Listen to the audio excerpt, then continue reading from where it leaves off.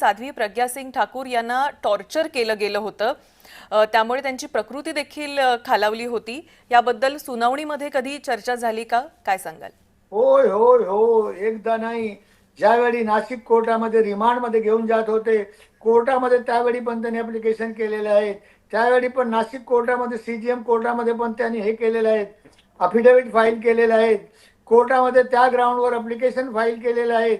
आणि केस ज्या सगळे साक्षींचा तपास पूर्ण होतात त्यावेळी जे अरविंद सावंत आणि दुसरे अधिकारी कप कोर्टामध्ये साक्षीदार म्हणून आले, त्यांना आम्ही बोललो तुम्ही त्यांना टॉर्चर केलं, 11 ऑक्टोबर पासून 22 ऑक्टोबर पर्यंत चुकीच्या कस्टडीमध्ये, खोटी कस्टडीमध्ये ठेवून मारलं आणि नंतर 23 ऑक्टोबरला तुम्ही अरेस्ट दाखवलं. आणि ज्यावेळी 313 अंततोगत्वा आरोपीचा स्टेटमेंट असतो की तुम्हाला हे सगळे साक्षीदाराबद्दल काय आहे, साध्वी प्रज्ञा सिंग ठाकूरने हिंदीमध्ये लिहून आपली सगळी यातना सांगितलेली आहे त्याच्यामध्ये. आणि यातनामध्ये असं काय काय, तुम्ही महिला आहे, तुम्हाला समोर बोला लाज वाटत. त्यावेळी 2008 मध्ये नरेंद्र मोदी ते मुख्यमंत्री होते.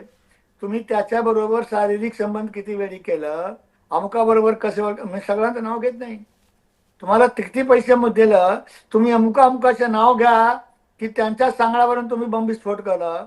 आणि म्हणून त्याला मारहाण एवढं कर, झोपे मस्तात झोपून उठून मारायच्या, पाणी टाकून मारायच्या.